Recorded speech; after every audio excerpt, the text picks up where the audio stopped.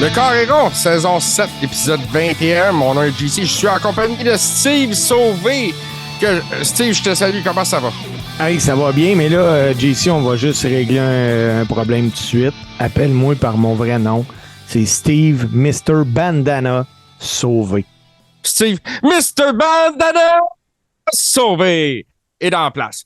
Mesdames, messieurs, là, Steve, avant qu'on aille plus loin, il faut que je le dise à tout le monde, cet épisode du Carré-Rond-là est historique. Sais-tu pourquoi? Ben moi, je sais pourquoi. Je sais pas si le monde le sait pourquoi, mais JC, on va commencer avec ça. En même temps, on va pouvoir comprendre pourquoi qu'on a des bandanas. Parce que c'est le premier épisode du Carré-Rond depuis que Vince McMahon n'est plus l'actionnaire majoritaire de la WWE. Puis on s'entend que McMahon a fait parler de lui dans sa photo de « Je ne suis plus actionnaire de la WWE ». Là. Vince McMahon ne s'en laisse pas imposer, mesdames, messieurs, ça c'est vrai. Mais j'ai justement, là, je voulais en parler parce que c'est la première fois depuis belle lurette que la WWE ne compte pas comme actionnaire majoritaire un McMahon. Puisque là, c'est confirmé. Maintenant, ça s'appelle TKO, qui est la WWE puis UFC ensemble. C'est Endeavor, le propriétaire. Grosse fusion, ça, mon Steve. Oui. 21 milliards de dollars au total pour la fusion. Ça en fait une entreprise. C'était déjà des entreprises de premier plan, mais là, ça fait quelque chose d'énorme dans le monde du sport entertainment et des sports de combat aussi, là. Ben oui, puis Vince McMahon, lui, va être le président exécutif de TKO, avec comme grand patron Harry Emanuel, qui est président-directeur général d'Endeavor. Dans un communiqué de presse, McMahon, lui, a déclaré que le but demeure le même, soit de divertir le mieux possible ses fans à travers le monde, tout en portant la WWE à un autre niveau aux côtés de UFC. Moi, là, JC, ce qui vraiment vient me chercher là-dedans, là. Est-ce que tu es d'accord avec moi? Je connais pas les clauses du contrat, mais on va être à un faux pas de Vince McMahon de le voir quitter à tout jamais l'entreprise. Ben, moi, je pense que oui, mais d'une autre façon, je pense que à son âge, le poste peut être très honorifique là, aussi dans les faits. Ah, ben il va continuer de se mêler de tout le vieux calice. Oui, tout à fait. Ça, c'est un fait. On sait que Triple H va continuer d'être en charge du contenu à la télévision. Semblerait pour Raw, SmackDown et NXT. Oui, mais ça, c'est une autre affaire. Tu sais, Triple H, oui, il continue à être là, puis c'est correct. Je pense que la WWE a besoin de Triple H, mais tu sais, on a bien beau JC, là, on va donner l'exemple. Moi, je suis Triple H, toi, t'es Vince, pour l'occasion, parce que ton bandana, il est plus beau que le mien. Puis on va expliquer après pourquoi qu'on a des bandanas. Moi, là, supposons qu'on refait la décoration chez nous, là, puis je décide de peinturer les murs blancs. Mais si toi, tu as le dernier droit de regard, comme c'est le cas pour Vince McMahon avec Triple H, parce que Triple H peut bien décider tout ce qu'il veut, faut que Vince l'approuve. Si toi, t'arrives, tu dis, gars, ils sont pas blancs, les murs, ils vont être bleus, puis les murs, finalement, sont bleus, on s'entend que tu as fait ce que tu voulais. Vince a le droit de regard du côté créatif. Tout à fait. Vince a le droit de regard sur le côté créatif. Je pense que c'est très difficile de l'éloigner de ça. Mais on va voir aussi là, au niveau. Moi, je pense pas que ça va changer de quoi que ce soit dans le produit en tant que tel. Tu sais, à court terme, là, je vois pas de changements qu'ils peuvent produire dans le produit. Ils ont des storylines. Ce que j'ai remarqué, parce qu'il y a eu quand même une grosse... ça a été très médiatisé, tu sors début de semaine, là, Steve? Ben, c'est rare qu'une transaction qui vaut 21 milliards au total passe sous silence. Tout à fait. Et sur la grande photo là, sur le pont de la Bourse, où il y a tous les Nick Khan et là, Vince McMahon, Harry Emanuel, tout le monde est là. Le seul autre membre de la famille McMahon qu'on pourrait dire qui est présent, c'est Triple H. Oui. C'est le seul. Mais puis Triple H qui d'ailleurs vient de passer à la banque parce que lors de la transaction, il s'est vu remettre la modique somme de 5 millions de dollars. Tony Khan, 15 millions. Vince McMahon, on n'en parle même pas à quel point il est empoché. Les actionnaire ont vu les actions monter en flèche. Tout le monde est gagnant, puis tout le monde a fait de l'argent avec ça. Maintenant, ils vont continuer d'en faire. Ben oui, mais maintenant, ce qui reste vraiment à savoir, c'est de quelle façon qu'ils vont s'assurer qu'il n'y aura aucun changement. Tu sais, oui, il va y avoir du changement côté administratif, c'est sûr. Tu sais, tu ne garderas pas deux brands marketing, deux brands comptabilité, deux brands réseaux sociaux, whatever. Là. Ça va fusionner ces choses-là ensemble.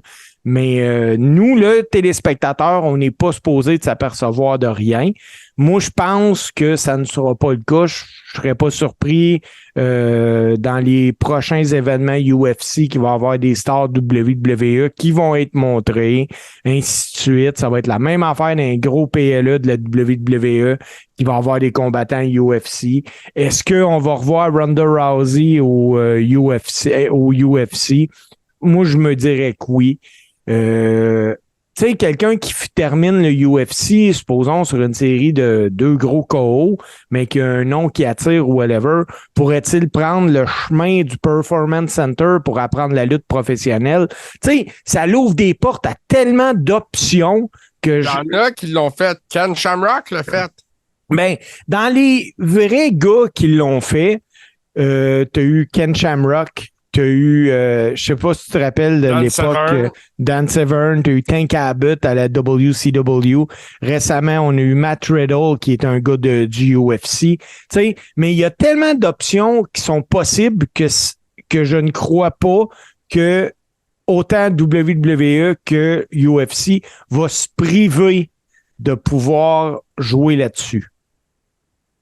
Tu sais, c'est comme si là, JC, là, on a une business ensemble, mais que tu as une business seule, puis moi j'ai une business seule, c'est impossible que nos business se rallient pas à un moment donné, là. Tu sais, ça n'a aucun sens. Ah non, écoute, c'est une fusion majeure, là. Ça en vient à la fusion de Disney avec Marvel ou quelque chose comme ça. C'est deux univers qui se croisent, qui s'unifient. Ben oui. C'est... Moi, ce que j'ai hâte, par exemple, JC, là, c'est de voir les événements UFC ont lieu historiquement à tous les samedis. Donc, j'ai hâte de voir, est-ce que WWE pourrait retourner le dimanche pour ne pas être en compétition avec le UFC? Ça va être à surveiller. Puis d'un autre sens, est-ce que on pourrait merger les deux plateformes ensemble parce que la plateforme UFC, le UFC Fight Pass, est ordinaire, là. Tu sais, ça pourrait-tu s'en aller sur Peacock avec WWE, je ne sais pas. Justement, parce qu'il y aurait beaucoup à apprendre du WWE Network, là. Oui, mais toi, JC, là, supposons que t'es propriétaire d'une aussi grosse entreprise, là. Tu te mets à la place d'Endeavor demain. Tu tiens-tu tes deux événements la même soirée? Non, mais tu tiens dans la même ville le même week-end. Ça, c'est possible. Dans le même aréna. Puis tu as fait un combo. Ah, ben oui. Ben oui. Parce que là, tu prends le week-end. Tu sais pourquoi l'UFC ne pourrait pas déménager ses événements le dimanche non plus? À ce moment-là, est-ce que la WWE serait intéressée à ramener ses événements au dimanche aussi à certaines occasions pour des fins de semaine spéciales, des gros week-ends? Ça se peut. Moi, j'appelle ça un week-end super fight, quelque chose comme ça.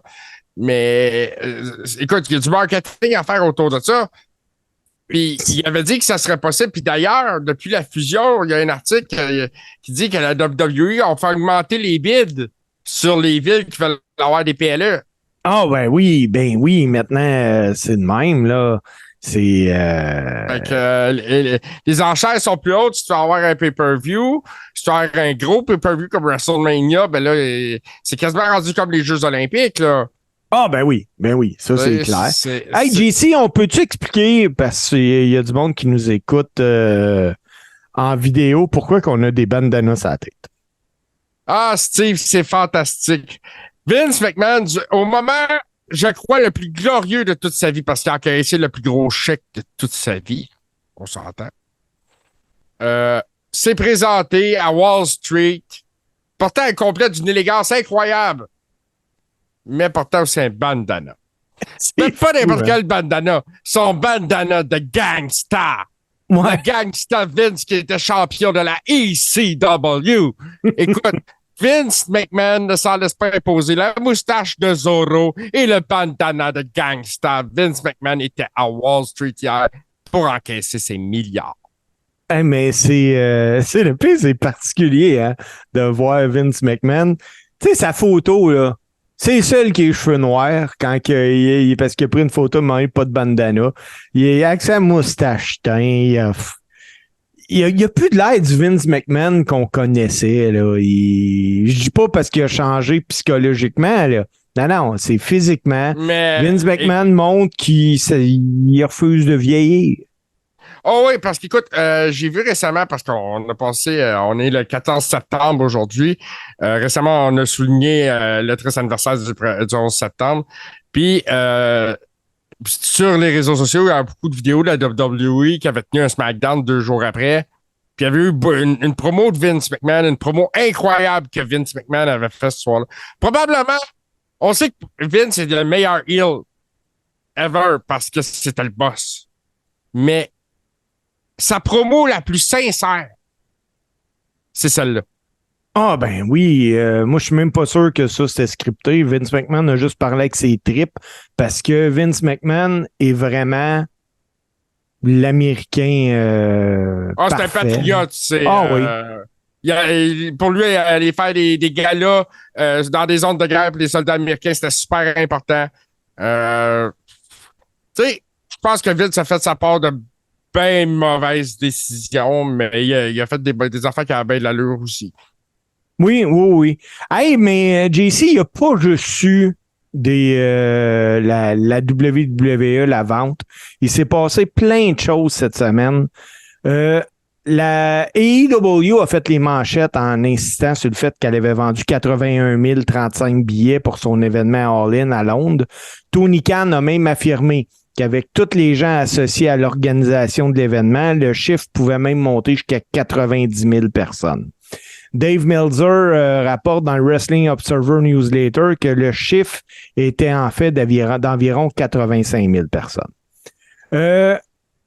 Le nombre total, par contre, c'est WrestleNomics qui a ajouté son grain de sel. Il y aurait eu en réalité 72 263 fans qui ont franchi les tourniquets comme spectateurs. Le nombre de spectateurs serait donc, comme annoncé à la AEW, de plus de 85 000, mais ça inclut les gens qui étaient dans les loges puis ceux qui ont eu des billets de courtoisie. Même que si tu prends le calcul, là, il s'est vendu moins de billets pour All In que pour WrestleMania 32 qui avait accueilli 80 709 fans au guichet. À cause des billets de courtoisie. À cause des billets de courtoisie. Fait que tout ça pour dire non, All In n'a pas battu la crowd de WrestleMania 32.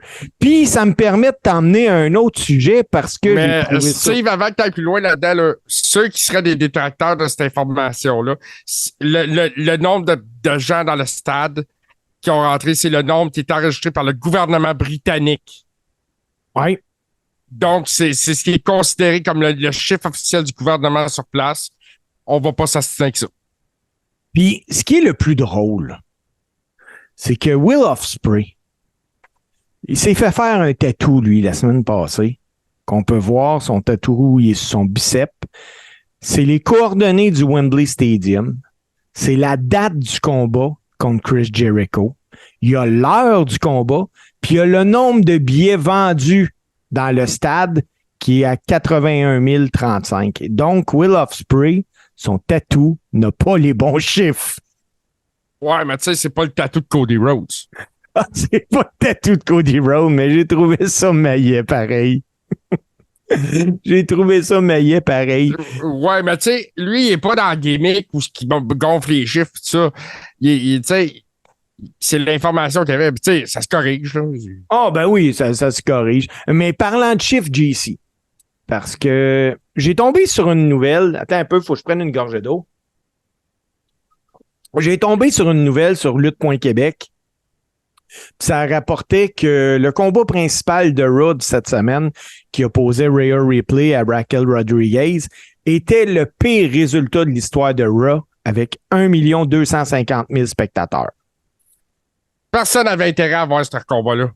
Personne n'avait intérêt à voir ce combat-là, je te l'accorde. Mais là, JC, je veux te nuancer quelque chose. Puis Lutte.Québec le nuance aussi, là. Tu sais, je veux pas lui lancer des roches.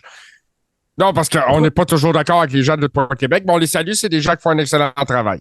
Oh, oui, vraiment, vraiment, vraiment. C'est des gens qui consacrent bénévolement un temps incroyable à la lutte. Moi, tu sais, j'entends souvent plein de choses sur Pat Laprade ou whatever, mais moi, je me dis souvent consacrer le même nombre de temps que lui, il fait pour la lutte. Puis, tu sais, ça ne rapporte pas des tonnes d'argent, là. Donc, chapeau. Mais tout à fait. Là, premièrement, comme l'indique l'article fait par Lutte.Québec, la NFL a fait 22 millions de téléspectateurs à ABC, ESPN, puis ESPN2. Mais il faut ajouter à ça, là, JC, qu'il y a d'autres chaînes spécialisées qui diffusent le football. C'est rendu que tu peux même prendre un abonnement sur YouTube pour écouter le football de la NFL. Tout à fait.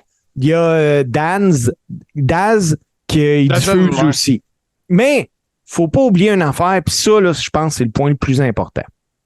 Oui, Rhea Ripley et Raquel Rodriguez ont fait juste 1 250 000 spectateurs, qui est le pire résultat de l'histoire là, pour le combat final.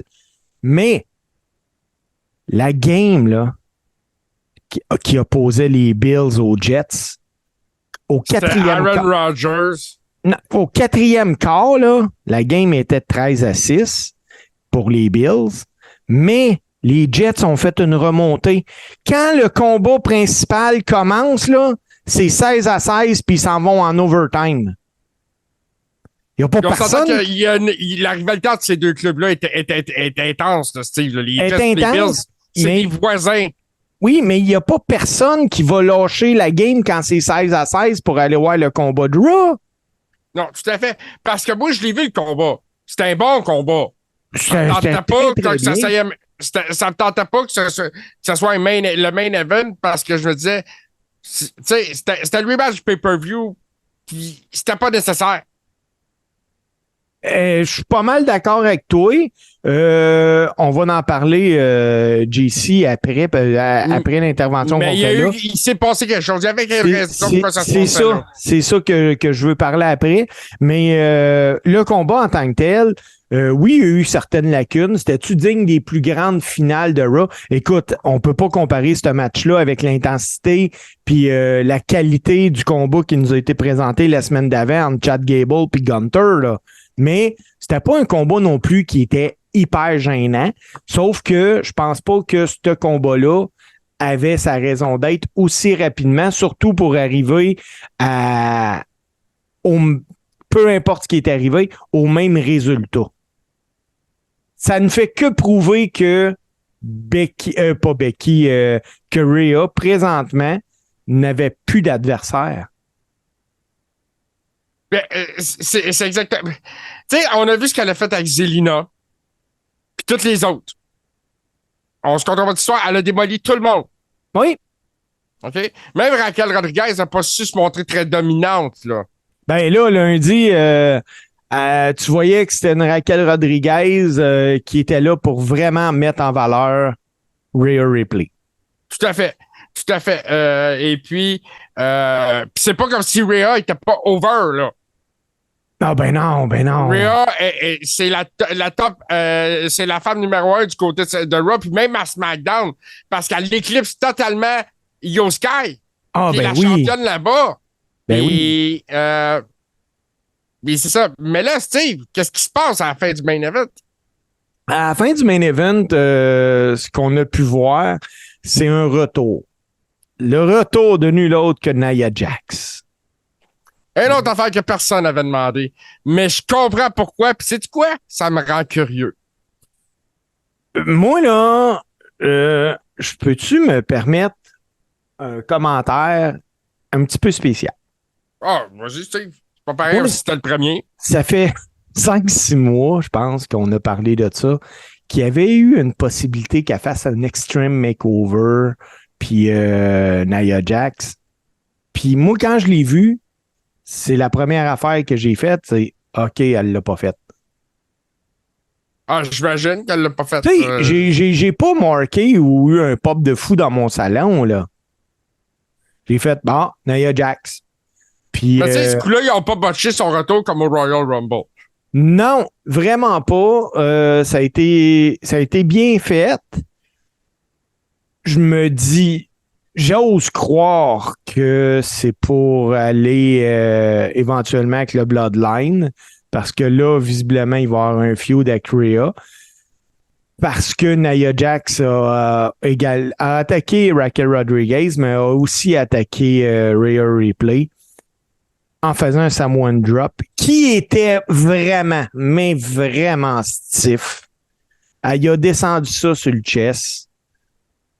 Puis ça a fini avec Nia Jax, que tu voyais visiblement qu'elle avait hâte que les caméras tombent à off, parce qu'elle a regardé 2 fois en se passant la main dans les cheveux, puis elle se disait, ouais, on coupe tout ça, là, que je m'en retourne en arrière. Ah, c'est sûr, JC, qu'on va avoir un match Rhea Ripley contre Nia Jax. Je ne crois pas que Nia Jax va être la fille qui va détrôner Rhea Ripley, mais je m'attends à ce que Nia Jax éventuellement joigne le Bloodline. Oh, moi, je pense que ça, c'est définitivement une option. Et puis, du côté du Bloodline, elle peut apporter peut-être un peu de profondeur au niveau du côté féminin, parce qu'il n'y en a pas beaucoup. Il y en a La pas seule option, c'était Naomi, puis elle a quitté. Oui. Ces affaires vont plutôt bien à Trinity du côté d'Impact, par exemple. On en reparlera dans un autre épisode, éventuellement. Parce qu'éventuellement, il va falloir parler de la millième d'Impact aussi, là. Ça, c'est sûr et certain. Mais Steve, Nia Jax, là, elle gagnera pas contre Rhea. Ben non! Moi, je pense que celle qui va détrôner Rhea, c'est celle qu'on a parlé un peu en dehors des ondes avant d'enregistrer. Ça va être Jade Cargill. Ben, Jake Cargill qui, écoute, là, on spécule. C'est des rumeurs. C'est ça, je m'en allais dire. Rien d'officiel là-dedans.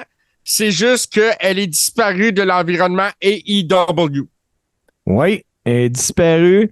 Je pense que ça pourrait faire une belle arrivée pour la WWE.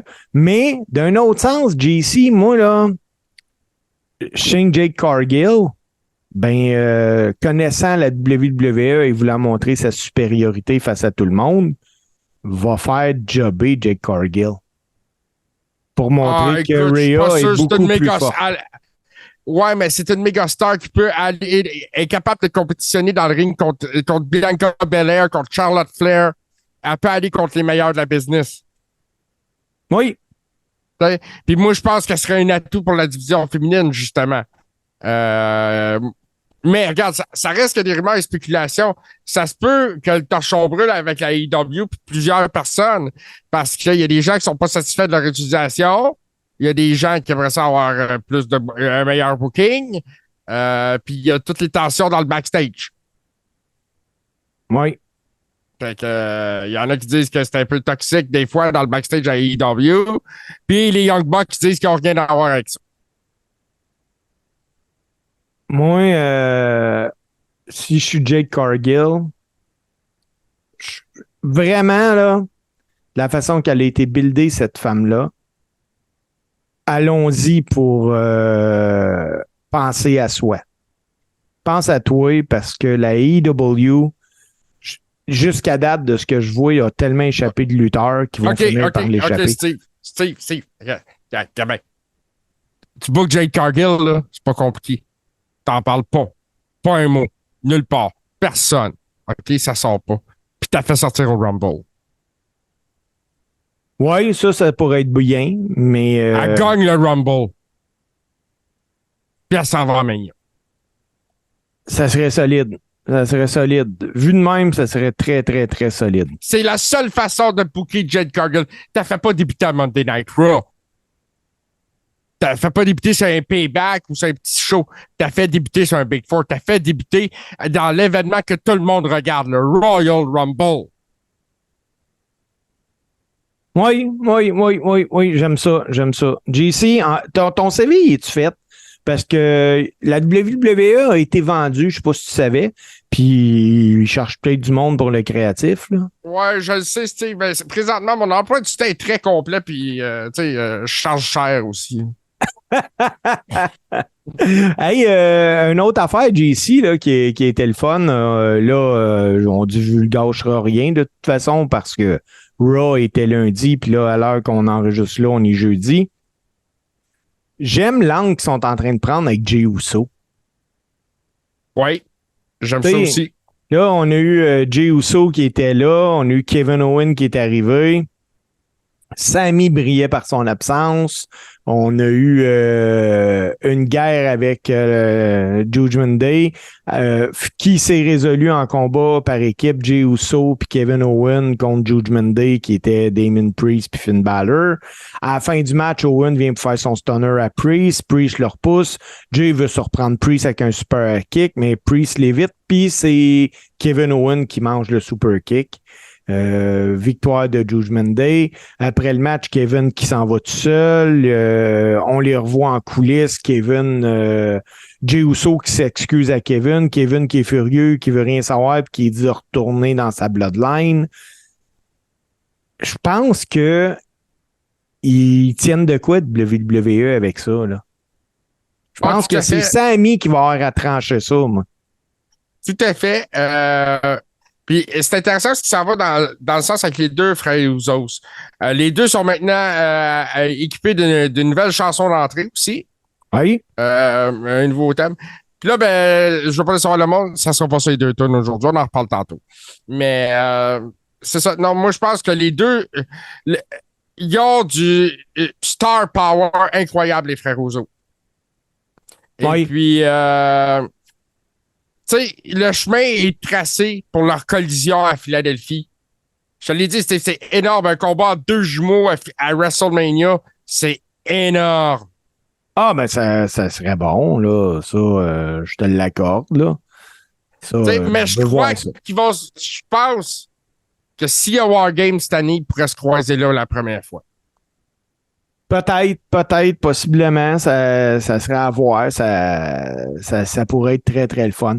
Hey, JC, parlant WWE, le mardi qui vient de passer, le 12 septembre, du côté d'NXT, Becky Lynch avait un match de championnat face à la championne et magnifique Tiffany Stratton, qui, elle, était championne depuis une centaine de jours.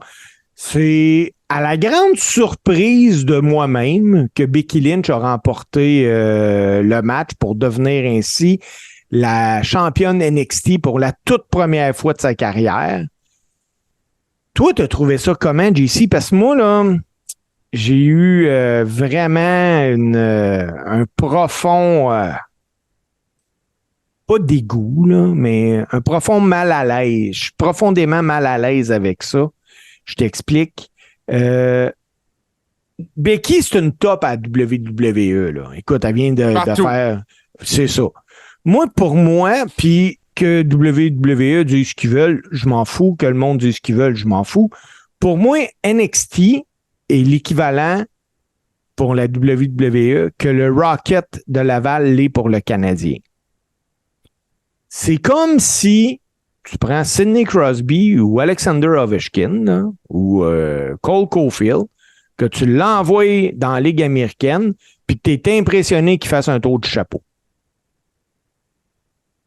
Becky Lynch. Moi, je ne vois pas ça de même, Steve, par exemple. Je m'excuse d'être interrompu, là, mais je vais y aller parce que je sais où tu t'en vas. Tu trouves que c'est c'est un downgrade pour elle, puis que c'est une headliner. Mais c'est ça aussi, c'est que c'est une headliner. C'est du star power qu'elle peut amener ces jeunes de NXT. Ça attire les codes d'écoute. NXT en arrache une fois de temps en temps. Puis tout ça, là, ça sera pas un long règne, Steve. Là. OK? C'est pas mais on disait ça de Dominic Mysterio aussi quand il a gagné. Ouais, mais c'est pas pour elle qu'elle a gagné ça. C'est pour mettre over Zoe Stark.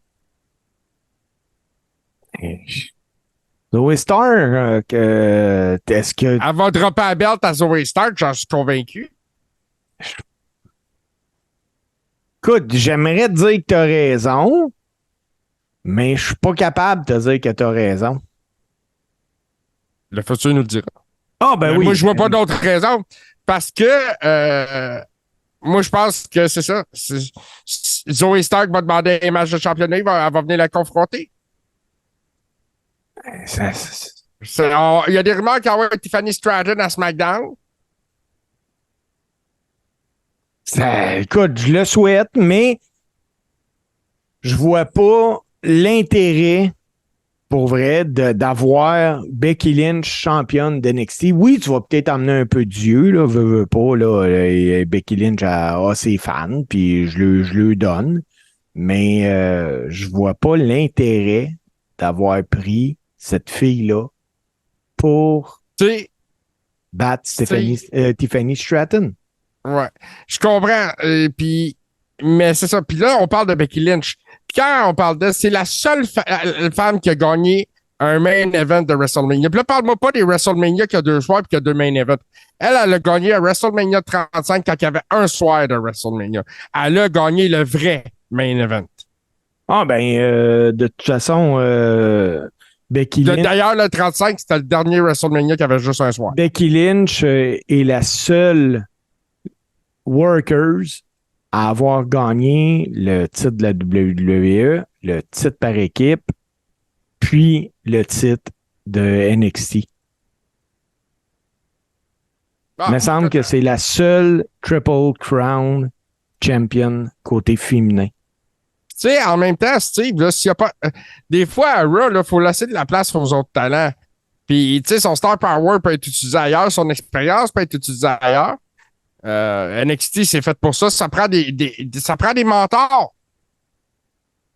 Moi, je suis d'accord, mais je vais rester sur ma position que c'est l'équivalent pour moi que Ovechkin ou Crosby fassent un tour du chapeau dans la Ligue nationale, dans la Ligue américaine. Il me semble qu'il faut qu'il le fasse. C'est qui avait défié Seth Rollins? C'était pas Braun Breaker?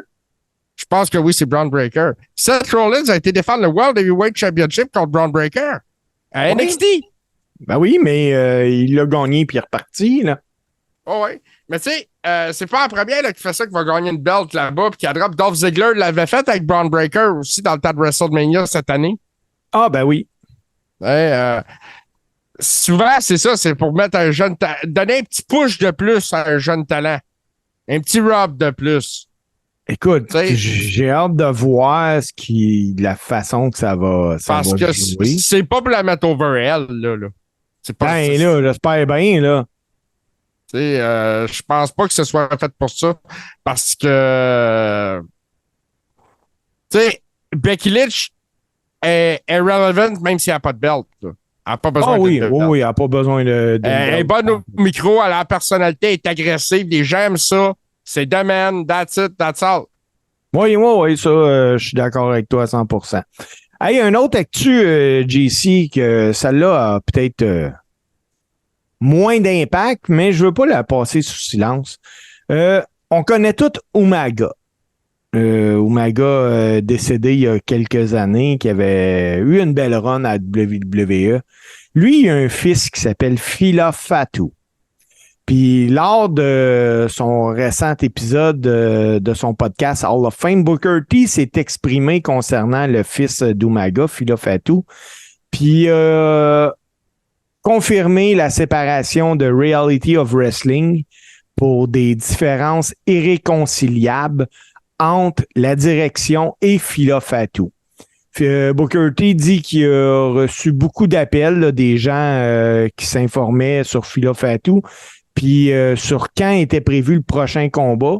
Puis Booker s'est contenté de dire qu'il l'ignorait parce que Phila Fatou ne faisait plus partie de Reality of Wrestling. Lui, Phila Fatou, il avait rejoint l'école de lutte de Booker T en décembre dernier, en décembre 2022. Là. Il a effectué ses débuts au mois de juillet. Puis il était tout de même impressionnant. Puis son finish était le Samoan Spike. Sur divers sites, on apprend que Phila Fatou n'a pas une éthique de travail, n'a pas l'éthique de travail requise, puis qu'en plus, il s'inquiétait beaucoup plus de bien paraître à la TV que de la sécurité de son adversaire. Moi, je suis WWE, je l'appelle, là, puis je l'envoie au Performance Center, ce gars-là. Ouais, mais avant, j'ai une discussion avec Booker pour savoir ce qui s'est passé. Ah, c'est clair. Mais je pense que tu peux pas laisser passer l'occasion d'avoir un gars comme ça chez vous. Non, il y a un talent, le gars, là. Il y a définitivement un talent. Puis je pense que, justement, pour son éthique de travail, je pense que de l'encadrer avec du monde de sa famille. Oui, ben c'est ça. Ça peut juste y être bénéfique. Oh, oui, vraiment. Hey, JC, toi, comment tu trouves ça, les maudites enquêtes? Tu sais, là, on a eu Tony Khan qui, là, il faisait enquête avant de mettre CM Punk dehors puis des affaires de même. Ben là, voilà qu'une nouvelle enquête est ouverte dans le monde de la lutte. Ce coup-là, l'enquête concerne Matt Riddle. Écoute, mais quelle histoire rocambolesque! Quelle histoire impossible! Ben, moi, à la limite, je trouve ça triste un peu parce que je me souviens que Matt Riddle a été absent de nos écrans un certain temps parce qu'il avait besoin d'aller se ressourcer et de se désintoxiquer. Peux-tu nous en parler un peu de ce qui est arrivé avec Matt Riddle? Matt Riddle, récemment, a été retiré d'un hors-show du dernier Monday Night Raw parce qu'il y a eu un incident, si je ne me trompe pas, c'était à l'aéroport JFK. Oui, c'est à JFK à New York le week-end passé. Ce qui s'est passé, ça semblerait que c'est pas clair, mais Matt Riddle a fait un post sur Twitter en disant qu'il aurait été agressé sexuellement par je ne sais pas si c'est un policier ou un agent des douanes. C'est un officier aéroportuaire. Fait que d'après moi, là, c'est un agent des douanes. Ouais, donc ça serait un agent des douanes. Bon, Matt Riddle est connu pour sa consommation de cannabis.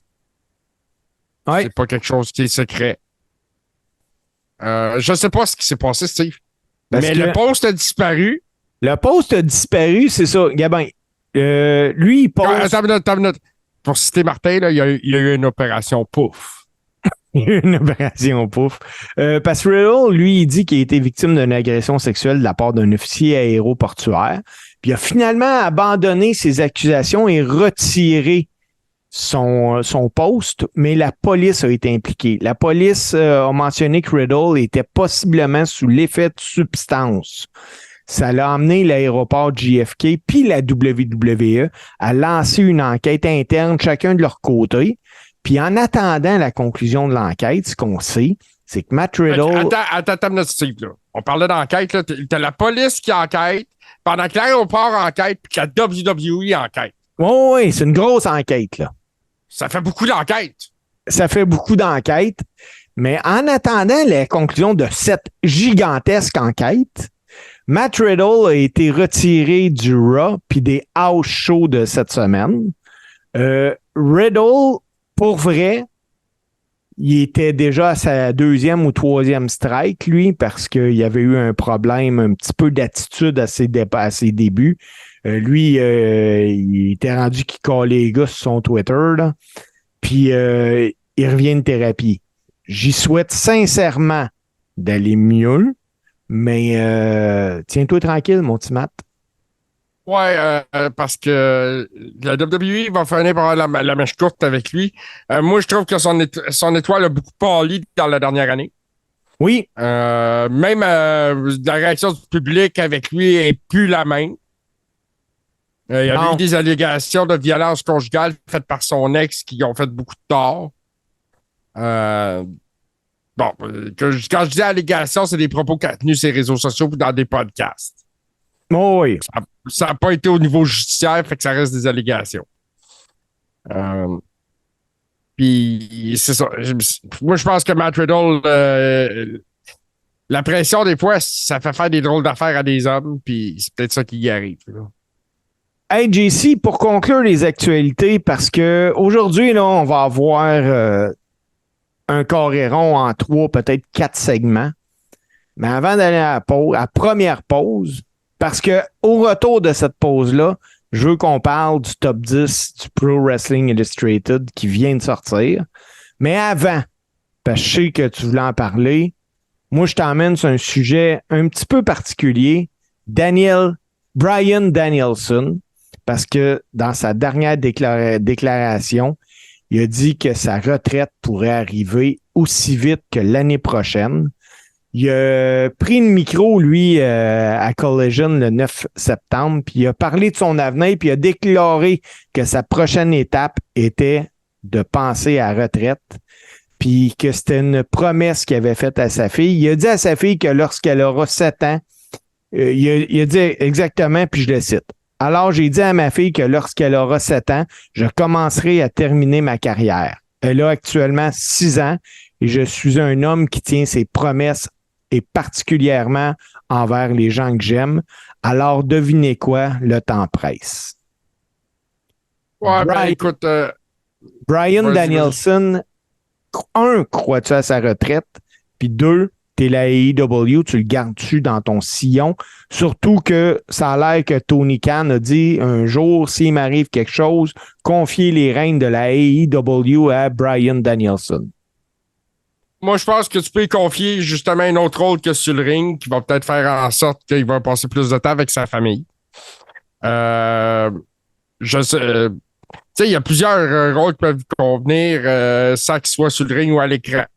C'est important que s'il prend sa retraite, qu'il soit plus à l'écran. Et puis, moi, je crois à ça, oui, sa retraite. Edge l'avait collé un an d'avance. Puis, je pense vraiment que Bryan Danielson, qui lui aussi a fait un retour miracle, tout comme Edge, là, on se contera pas d'histoire. S'il colle la shot comme ça, moi, je pense qu'il va le faire. Puis, peu importe la décision qu'il va prendre, il y a plein d'opportunités qui vont venir à lui. Puis il va un jour se retrouver au Hall of Fame. C'est une certitude aussi. Ils reviennent tous à la WWE de toute façon pour chercher leur bague. C'est fou, la bague puis le chèque qui vient avec. Ah ouais, tout à fait, tout à fait. Yes. Mais lui, tu voulais-tu revenir sur une déclaration qu'il avait faite, puis après ça, on va y aller. Bryan Danielson, c'est un gars que je respecte dans ses opinions. C'est vrai que c'est un gars qui se tient debout pour ça, pourquoi il croit, puis généralement, quand il parle de lutte, là, j'écoute ce qu'il dit. Puis là, il a dit quoi dans un podcast? Là, je me rappelle pas le nom du podcast. Mais il était en entrevue, puis il a déclaré que Jon Moxley était ni plus ni moins que le meilleur lutteur au monde en ce moment. Et là, ça ouvre la porte à dire quels sont les lutteurs au monde qui sont meilleurs que Jon Moxley. Ben, tu vois, on répondra pas tout de suite. Là, c'est là ton top 10. On répondra pas tout de suite parce qu'on va regarder ensemble tantôt le top 10 de la WWE. Mais là, il vient de sortir une nouvelle que, JC, on va conclure les actualités sur cette nouvelle-là parce que le Pro Wrestling Insider vient de confirmer quelque chose. Tu savais-tu, toi, JC, qu'il y a une liste de personnes signées, mais qui ne travaillent pas avec la WWE, qui ne peuvent pas aller nulle part ailleurs? Dans cette liste-là, il y a Steve Austin, il y a Big E, il y a l'Undertaker, Titus O'Neil, puis Braun Strowman. Puis la grosse nouvelle qu'on apprend aujourd'hui, on apprend que Edge a été retiré du roster interne de la WWE. La nouvelle vient de sortir du Pro Wrestling Insider qui confirme que Edge ne fait plus partie des catcheurs actifs de la WWE, ce qui porte à croire que Edge n'a pas signé un contrat à WWE parce que celui qui avait là, terminé en septembre 2023. Edge pourrait-il être AEW dans pas long? C'est une rumeur qui circule à ce niveau-là. Tout le monde en parle là, depuis l'histoire que Edge s'est retiré puis avait fait une vidéo. On en a même parlé, si je ne me trompe pas, c'est la semaine passée, Steve, là-dessus. Oui. Si je ne me trompe pas, on en a parlé la semaine passée de Edge. Puis, moi, personnellement, Edge à AEW, ça me fait ni chaud ni froid. Ça me donne rien. Non, c'est pas. Edge à AEW, c'est pas les. C'est Edge qui va être gagnant. Ben oui, parce que lui, il va aller signer un contrat de 2 ans. Il va empocher un 2-3 par année.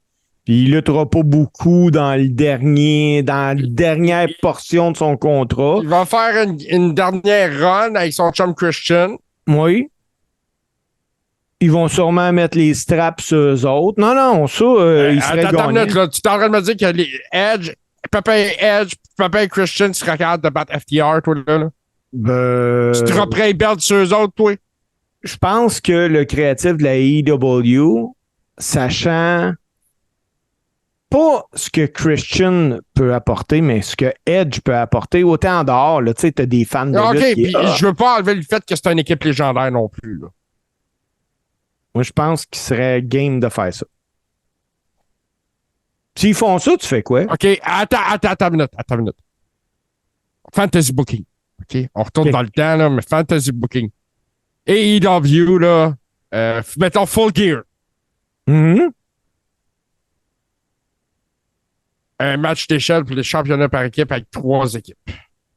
Ouais. Les Young Bucks, Edge et Christian, puis FTR. OK. Ça, c'est du money shot. Oui, mais ça, on parle de ça en fantasy booking d'il y a longtemps. Je l'ai dit, Fantasy Booking. Oui, je le sais. Mais je parle 2023, possiblement 2024. AEW, pour faire parler d'elle, je suis persuadé qu'elle serait prête à mettre over Christian puis Edge contre FTR. Oui, mais il faut que ce soit dans un combat comme ça. Ah, ben oui. Ça, oui, je suis d'accord avec toi. Il faut qu'il y ait un combat comme ça d'impliquer, que ce soit le combat, le premier combat ou le combat retour. Parce qu'il va falloir qu'ils perdent les belts aussi. Ouais, ben oui, mais il faut que ça soit pas le premier combat. T'sais. Moi, je ne triperais pas de voir Edge arriver, paf, tout de suite champion.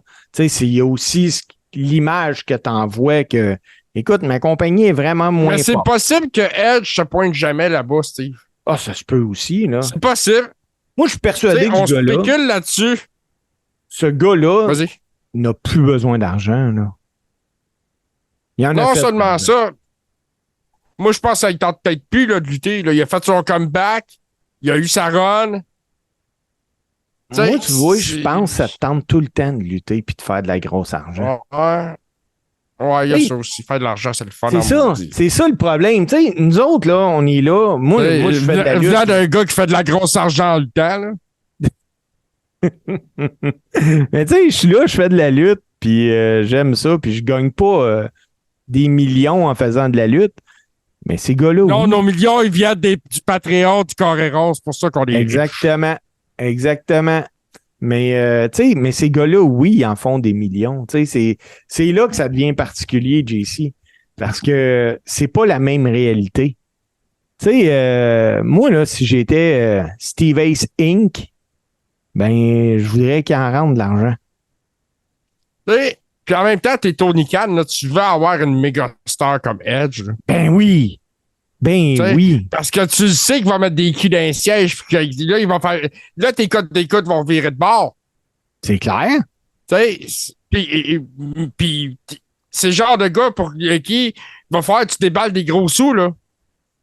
Ça va coûter très, très cher, effectivement. Puis il va faire Edge va vouloir avoir ses propres conditions dans son contrat. Moi, ça, là.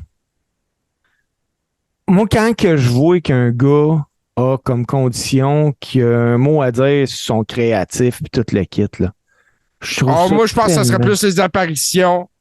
Ouais, ben, il va. Le nombre d'apparitions. Ben, je pense que EW, là, qui n'a pas nécessairement vraiment de house show, les horaires sont pas oui, ils ont commencé à en faire. Ils ont commencé, là. On sait-tu le nombre de spectateurs qui se pointent au tourniquet de ces house shows-là? Parce que là, ils s'en viennent à Montréal, les EW, hein? au mois de décembre. Ouais, c'est la vente de billets, c'est en fin de semaine. Je pense que les billets vont être en vente. Oui. Au mois de décembre, il va y avoir Dynamite, puis Collision. 2 soirs de suite, le 5 et le 6 décembre, là, ils vont être au Centre Bell. Moi, je pense que Dynamite remplit une place contre le Centre Bell. Les gens vont être là. Si tu mets Jericho sur la carte, moi, je pense que si Jericho est sur la carte, si Daniel Bryan est sur la carte, écoute, les Young Bucks et Kenny Omega, ça vient pas à Montréal souvent. Non, mais tu es en train de me dire qu'il va y avoir 16 000 personnes à peu près à Collision? À Dynamite? Pas à Collision, à Dynamite. Moi, je pense que Dynamite peut aller chercher 12-13 000. OK. Puis le 5, qu'est-ce qu'ils vont... Ils vont-tu enregistrer Collision à l'avance? Puis ils vont mixer ça? C'est l'autre affaire qu'ils font, je pense, c'est AEW Dark ou quelque chose comme ça. OK, ouais, parce que je sais qu'eux autres, là, souvent, mettons, ils vont enregistrer... Ils ont plusieurs shows. Ils vont enregistrer, mettons, Collision, puis après ça, ils en profitent pour enregistrer Ring of Honor. Ouais, mais c'est pas Ring of Honor qui est annoncé. Tu sais, autre que le fait que c'est la première fois qu'ils vont être au Québec, puis qu'on va se dire, ah, ben écoute, on va assister à leur première. Présentement, moi, il n'y a rien qui me donne le goût d'aller là. Je vais acheter des billets. Tu vas acheter des billets? Je vais acheter des billets. Oh, ouais, je veux, de mes yeux vus, voir ça. Moi, je suis allé voir la WCW dans le temps au Centre Mont-Sud quand Jacques Opinier et Hulk Hogan, j'étais là. Okay. S'il se passe quelque chose de grandiose ce soir-là, je vais être là. Puis tu sais, c'est peut-être la dernière chance de voir un gars comme Jericho à Montréal. Ah, sûrement. Tu sais, il y a une couple de gars là-dedans que c'est probablement une dernière chance pour eux autres de passer dans le coin. Puis, moi, je pense que leurs prix sont abordables. Ben, on va voir combien c'est. J'ai aucune idée des prix présentement. Ça le savoir, mais ça a l'air qu'aux États-Unis, leurs prix sont très abordables. Puis, il va y avoir je suis sûr qu'il va y avoir des concours d'installation de radio. Il va y avoir beaucoup de promotions autour de ça. Il va y avoir des posters des métros, puis des affaires comme ça. Moi, je pense que c'est ça. Pour Dynamite, avec une bonne promotion en 12-13 000, ça aurait de l'allure. Ben écoute, JC, l'avenir nous le dira. Là, ce que l'avenir me dit, c'est qu'il est temps qu'on prenne une pause. Ben, en revenant, on va vraiment parler du Pro Wrestling Illustrated 500 qui vient de dévoiler aujourd'hui son top 10. Puis JC, je vais vraiment avoir tes réactions, là. Ah, que ça va être incroyable. Là, je suis pas allé voir, je me suis retenu, là. Non, vas-y pas. Vas-y pas. On revient après la pause.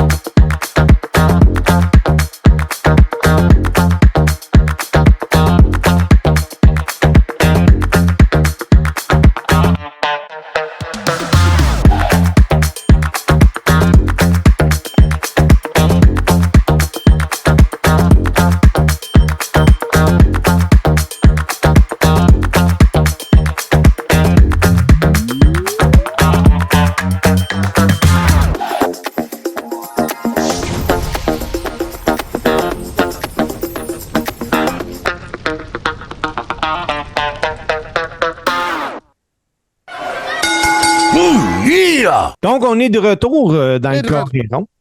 JC, essaye pas. Là. Je sais que la seule affaire que tu as présentement, c'est une envie incroyable de parler du Pro Wrestling Illustrated 500. Ben, JC, je vais c'est un classique, tu sais. Je vais t'aider un peu à ne pas avoir à trop attendre longtemps. Donc, on va partir ça tout de suite avec la 10e position. D'après toi, là. Mais là, Steve, avant, numéro 10, c'est le top 10 du top 500 du Pro Wrestling Illustrated, qui est le ranking des 500 meilleurs lutteurs au monde. Au monde. Donc, Écoute, Ça risque moi, d'être ce que je vais intéressant. faire avec toi... Juste avant qu'on commence, Steve, est-ce que la liste est mixte? Non, la liste n'est pas mixte parce que le Pro Wrestling Illustrated, eux autres, le classement féminin, il va arriver un petit peu plus tard dans l'année. Ce que je vais D'accord. faire avec toi pour t'aider, puis là, t'as pas le Pro Wrestling de l'année passée devant toi, là. Non plus. Commence pas à me tricher ça de même, là. Là, Non, je vais- ce que j'ai en avant de moi, c'est un Playboy de 1977. j'aime ça. OK. Je vais te donner le nom de. Ben, pas le nom du gars. Le nom de où ce que le gars lutte. Son classement l'année d'avant. Puis la position qui est. Puis tu vas me dire de qui tu penses qu'on parle. Donc, en numéro 10, c'est un gars qui est à la WWE et il occupait le 6e rang l'année passée. JC, c'est qui tu penses? Au 6e rang l'année passée. Il occupe la 10e position. La 10e position. Il était au 6e rang l'année passée. Donc, il a chuté. Cody. On parle de Cody Rhodes. Oh! OK. Je suis surpris. Je suis déçu, même déçu d'avoir eu raison. Ah ouais, comment ça? Pourquoi t'es déçu? Tu voyais-tu pas Cody déçu, plus haut mais- que ça? Moi, dans ma liste, Cody aurait été mis plus haut que ça. Je trouve Écoute, qu'il y a eu une grosse année. ben moi je pense qu'il y a eu une année qui a été blessé super longtemps. Ouais, mais depuis son retour, gagne le Royal Rumble, main event de WrestleMania, grosse feud avec Lesnar, une trilogie avec Lesnar de combat qui s'est fait démolir. Ouais, je suis pas capable de dire Et que t'as puis- pas raison, mais Puis ça, c'est sans parler qu'il a battu le gars le plus dangereux de la WWE. Il y a une victoire contre Dirty Dom. Dirty Dom, un gars qui a fait du hard time. Ouais. Hey, en 9e position, le gars, il occupait le 14e rang l'année dernière. Un gars d'Impact. Qui, écoute, un gars d'Impact, qui, selon moi,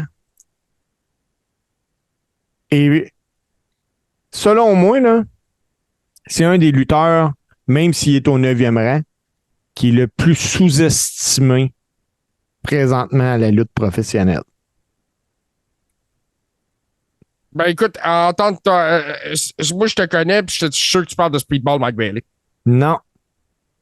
Ah, là, je suis déçu. Moi, je te parle Mais, en 9e position du Pro Wrestling Illustrated Top 500, Josh Alexander.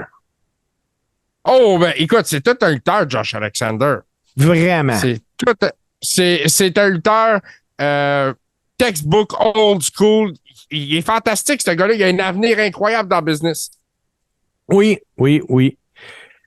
8e position, JC, le gars occupait la 114e position l'année dernière. Se C'est classe toute dans une hausse. toute une hausse. Se classe dans le C'est ta top. plus forte hausse.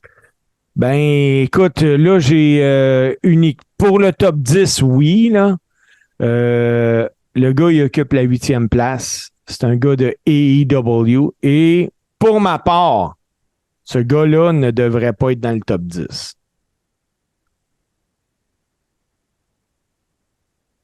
On parle de qui, mon chum JC? Chris Jericho. Toi, tu penses Chris Jericho. Malheureusement, Ouais. t'as tort parce que Chris Jericho ne figure pas dans le top 10 cette année. Je te parle Ben, de... c'est un gars que je me disais qu'il n'y avait pas d'affaires là, justement. OK. Mais celui que je vais te nommer, si tu me dis, ah ben oui, je broille ma vie. Hey, je te ferai remarquer le gars, là, ils l'ont mis avant Cody Rhodes. Ouais. Orange Cassidy. T'as le droit de répondre, là, ou de me dire quelque chose. Ouais, j'attends la boule de paille qui passe, là. Mais écoute. Ben non. Ben oui. Ben non. Écoute, moi, dans mon top 500, là, Dirty Dom est avant Orange Cassidy. Ah ben moi aussi. Moi aussi. Tu sais, Orange Cassidy, là, on va se dire la vérité. Le gars, il a un beau booking. Écoute, prends pas de. Tu sais, les deux mains dans les poches, elle donne des petits coups de pied, là. Hey, tu peux lutter longtemps en maudit à faire ça. Mais de là à le mettre Il y a en des huit... gars qui n'ont pas aimé ça de travailler avec lui, là. Ben non, c'est clair, mais de là à le mettre en 8e position du top 500, écoute, je peux pas te dire rien de plus que tu es en train de me dire qu'il a eu une meilleure année que Josh Alexander puis Cody Rhodes. Ça n'a pas de sens. Ça n'a pas de sens. Non, ça n'a pas de sens. Malgré qu'il a été champion là-bas longtemps, puis qu'il vient de perdre la ceinture récemment contre, je pense que c'est John Moxley, justement. C'est... Écoute, il fait même pas mon top 20. Il ferait pas mon top 30. Moi non plus. Écoute, je sais pas, regarde. Moi, je le trouve amusant, mais je le trouve pas bon. Ben, c'est ça. C'est ça qui arrive, hein. Je suis 100% d'accord avec toi. En 7e place, le gars était en 2e position l'année dernière. Donc, il descend. Je pense qu'il y a une année moins incroyable, mais tout de même, écoute, 7e sur 500, il est solide, là. On a vu pire. Un gars de la New Japan... Avant Orange Cassidy. Avant Orange Cassidy, le gars, c'est un gars de la New Japan Pro Wrestling. Ah, ça doit être Okada. C'est Okada. C'est lui qui était au numéro 2 l'année passée. C'est ça. C'est Okada. 6e place, il occupait la 16e position l'année dernière. Moi, je ne sais pas si la 6e place, c'est sa place. Je ne sais pas si tu vas être d'accord avec moi. Je te parle d'un gars de la AEW.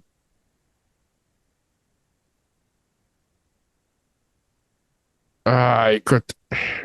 Il y a plusieurs noms qui me viennent en tête, là. À 16 ans 1. Puis je vais y aller avec Kenny Omega. Non, mon JC. MJF. Écoute, moi aussi, il aurait, oui, il aurait fait le top 3 MJF. Là, Oui. Oui. Je vois pas beaucoup de lacunes. Sa technique dans le ring est bonne. C'est un maestro de la promo.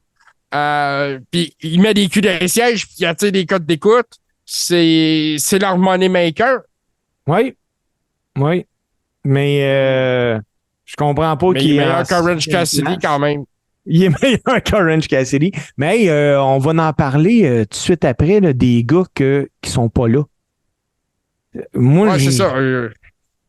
5e place. J'ai hâte de voir ça. En 5e place, il occupait la 8e position l'année dernière. Un gars de AAA. Je sais pas si tu es familier avec AAA.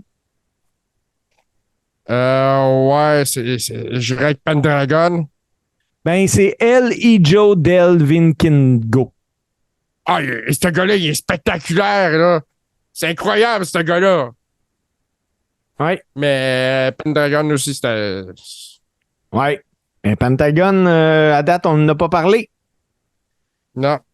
JC en 4e place. Un gars de la WWE qui occupait le 91e rang l'année passée, là. Cette année, il y a une belle année. 4e place du top 500. Tu y vas avec qui? Damien Priest. Non, JC. Déçu de toi, là. Je pensais que tu connaissais plus ta lutte. Je te parle. Ouais, mais je checkais un gars qui aurait pu monter les rankings comme ça, là. Oui. Mais je te le nomme, tu vas dire, ben oui. Je te parle. C'est sûrement mon 2e pick. C'est qui? Seth freaking Rollins. Non, JC. Là, arrête avec tes pics, parce que moi, je te parle du ring général. Gunther. Oh! Celui qui possède maintenant le règne du plus long championnat intercontinental. Le plus long, écoute, puis à chaque jour, il en rajoute. Moi, là, c'est l'entrée d'Imperium. C'est la plus belle entrée de la lutte présentement. Puis écoute, moi, c'est drôle parce que quand on va revenir à All In une petite minute, parce que t'as le main event de All In qui commence, les présentations sont en ligne, puis t'as MJF avec son jacket. Et je sais pas si tu te souviens, il y a eu de la misère à l'enlever. Ouais. Il faut qu'il pratique la technique de Gunther avec Ludwig Kaiser en arrière. Écoute, il enlève ça, lui, avec jacket, là. Oh, ouais, il tourne ça, mon homme, là. Écoute, parce que lui, il était pogné dans sa manche en plein main event du plus gros pay-per-view de sa vie. Mais c'est ça. Donc, je trouvais ça très drôle. Mais Gunther, écoute, c'est normal qu'il soit dans le top 5, puis il va y être des prochaines années aussi. Là. En troisième position, le gars occupait le 12e rang l'année dernière. Donc, c'est un retour ou une première au top 10 pour un gars de la AEW. Et qui, d'ailleurs, j'ai hâte de voir tes impressions. Ça doit être Jon Moxley. C'est Jon Moxley. Moi, Jon Moxley fait à peu près mon top 15. Ouais, top 15, top 20, là, j'ai pas de misère avec ça. Parce qu'il met des culs d'un siège. Ah, puis il y a des belles années. Eux autres, là, souvent, les classements, ils les font en fonction des ceintures, des gros matchs remportés, puis des affaires de même. Là. Puis, l'autre affaire qu'il faut dire, c'est que malgré qu'il y a eu des temps difficiles, Jon Moxley, là, quand la AEW est dans le trouble, il step up à chaque fois. Oui, moi, malheureusement, c'est les Blades puis le Moxley qui ne fait que du hardcore que plus capable. Ouais, ben c'est ça. Et puis, mais dans son domaine, je suis prêt à considérer que dans le hardcore, il est au top en ce moment. Numéro 2, JC. Un gars de la WWE. C'est Seth Rollins. Non, JC. C'est Roman Reigns. C'est Roman Reigns. Oh, non, Roman Reigns n'est pas au numéro 1. Il n'est pas au numéro 1. Même que je te dise le numéro 1, là, ça me surprendrait que tu tombes dessus.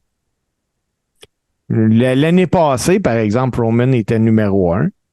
Ouais. Moi, je ne comprends pas vraiment le classement parce que, écoute, Roman, il n'a pas perdu un match en un an. Non, mais Steve, Roman a lutté 4 matchs. Y en a-tu juste 4? Faudrait voir. Attends, il a lutté en équipe la veille du jour de l'an. Il a fait les Big Four. Oui. Il a fait Elimination Chamber à Montréal. Il a fait Elimination Chamber à Montréal. Il a fait. Je dirais peut-être 6-7 maximum. Faudrait regarder Roman Reigns combien de matchs. Parce qu'il y a un calendrier très allégé. Il va faire 3 SmackDown, mais il ne se battra pas. Ouais, c'est ça, c'est sûr, là. Ça, là, je suis en train d'essayer de chercher. Le Bloodline était là pour le soutenir, justement, dans cette espèce de contrat avec horaire allégé, là. Ouais, ben, là, tu vois, Roman, là, je suis en train d'essayer d'aller voir le nombre de matchs qu'il a fait entre juillet 2022 puis, attends un peu pour être sûr du classement. C'est le classement et Seth Rollins qui est premier. C'est entre juillet 2022 puis le 31 juillet 2023. 2023. Fait qu'entre 2022... juillet 2022. Ouais, entre juillet... À partir du 31 juillet de 2022, donc tu commences le 1er août? Ouais, c'est le 1er juillet. Du 1er juillet au 31 juillet. OK. Ah, il y en a lutté une bonne batch, finalement. C'est sûr? Non, je suis pas sûr, finalement. Ben, c'est peut-être... tu sais, moi, je dis qu'il n'a pas fait plus que 15 là, en un an. Là. Non, en comptant pas ceux des hors shows. Non, je suis d'accord avec toi. Je suis d'accord avec toi. Ouais. À SummerSlam l'année passée, c'était contre Brock à Nashville. Oui. Après ça, il y a eu Clash at the Castle contre Drew McIntyre. Oui. Après ça... Il a fait les War Games. Oui. Il y a eu le match... des matchs en Arabie Saoudite, me semble. Ouais. Je pense qu'il a fait un 6-man tag aussi. Ouais, c'est ça. Il y en a une coupe, mais il y en a pas. Il y en a peut-être pas 15. T'as peut-être raison là-dessus. Je te le donne. KO Rumble, Sammy à Elimination Chamber, Cody à WrestleMania. Ouais. Puis entre WrestleMania et SummerSlam, Entre Mania et SummerSlam, fuck all. ça se peut bien, ouais. Hey, par contre. Attends, non, c'est pas vrai, c'est pas vrai. Money in the Bank. Bon. À Money in the Bank, il a lutté. Puis son équipe avait perdu. Non, c'est le combat entre les Usos, puis c'était le Civil War de la Bloodline. OK, là, donne-moi on y va du 1er juillet. OK, le 20 juillet 2022, Roman a battu Sheamus puis Drew McIntyre dans un house show. OK, mais c'est ça, je veux juste les combats télévisés. OK, combat télévisé pour... il a défait Drew McIntyre à Clash of the Castle. Il a défait... Non, ça, c'est pas télévisé. Il a défait Logan Paul à Crown Jewel. Tout à fait. Un excellent combat, d'ailleurs. Ouais, au Wargame, il était là. Là, on était à 3. Après ça, il a défait Kevin Owen lors du pay-per-view Royal Rumble. Ensuite, il a défait Sami Zayn lors de Elimination Chamber. Ensuite, non, ça c'est un Road to WrestleMania. WrestleMania 39, il a défait Cody Rhodes.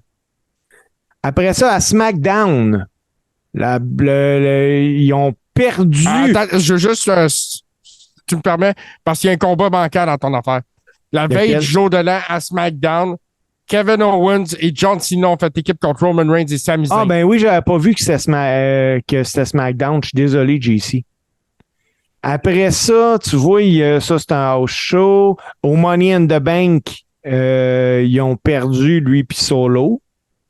Ouais, c'était la première fois qu'il se faisait pigner en quasiment 3 ans. Ouais. Après ça, sa dernière apparition, SummerSlam, qui a défait Jey Uso. Fait qu'il y en a pas tant. Il y en a pas tant. Regarde, il y a 2 combats à SmackDown dans toute l'année. Ouais. Hey, en première position, le gars occupait la 17e position, puis c'est un gars de la WWE. OK, ben là, c'est Seth Rollins. C'est Seth Rollins. T'as bien raison. Si c'est un gars de la WWE puis c'est pas Roman, ça peut pas être personne d'autre. Ça peut pas être personne d'autre. Parce que si c'était pas Seth Rollins, c'était Dirty Dom. Ouais. Mais moi, par contre, JC, j'en reviens pas de pas voir Kenny Omega, de pas voir Will Ospreay dans le top 10. Will Ospreay est le gars que je considère le meilleur lutteur au monde. Ben oui. T'sais, moi, j'en reviens pas que, je m'excuse là, mais Speedball Mike Bailey devrait être dans le top 10. Ben, je pense que oui. J'ai hâte de voir le classement qu'il va avoir. Moi, s'il n'est pas dans le top 10, il doit pas être loin. Ben, j'ai hâte de voir où est-ce qu'ils vont le mettre. Mais il y a des gars que je comprends pas comment ils sont pas là. Ben, c'est pas vrai. C'est pas que je comprends pas. Moi, je comprends pas qu'un Orange Cassidy occupe la 8e place quand il n'y a pas Will Ospreay là-dedans. Il n'y a pas Kenny Omega. Il n'y a pas de Kenny Omega qui, d'ailleurs, d'après moi, vont avoir le match de l'année cette année. Là, c'était pendant un pay-per-view. C'était lequel qui ont fait un match de... Au Japon, je pense. Non, c'était AEW. As-tu été au Japon? Oui, c'était à AEW. C'était le truc qu'ils font à Las Vegas. Là. Oui, c'est ça. Je suis pas sûr, en tout cas. Mais on sait tous les deux que ça n'a pas de maudit bon sens. Oui, c'était un combat de fou. Puis le finish avait été écœurant. Puis, oui, c'est là. Kenny Omega était tombé sur la tête. C'est ça. Hey, mon chum JC, on prend-tu une petite pause de 30 secondes? Là? On va y aller avec... Puis, au retour, je vais te parler de... Ça va être très interactif. Je vais même t'inviter à commenter. Je vais te parler mais je sais de qui tu veux parler. De Marc Copani. J'ai bien hâte d'en parler. J'ai bien hâte d'en jaser. On se retrouve après la pause. Pour Alex, des samedis matins remplis d'art et de zénitude, c'est une vieille habitude.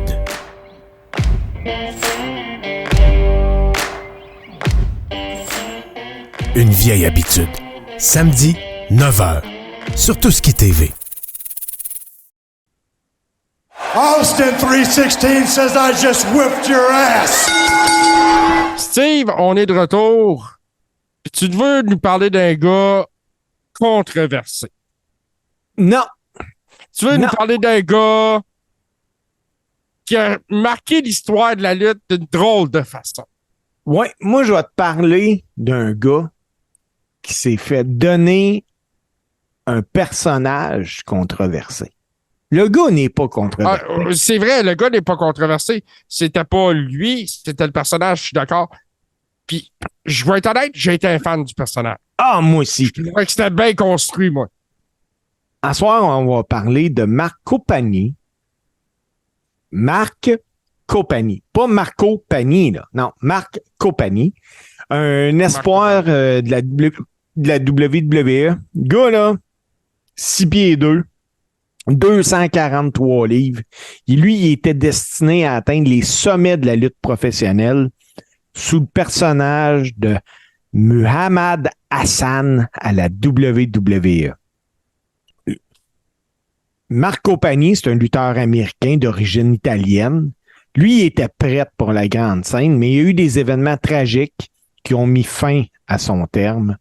Au cours d'une période tumultueuse de seulement 8 mois, ses rêves ont été complètement et totalement anéantis.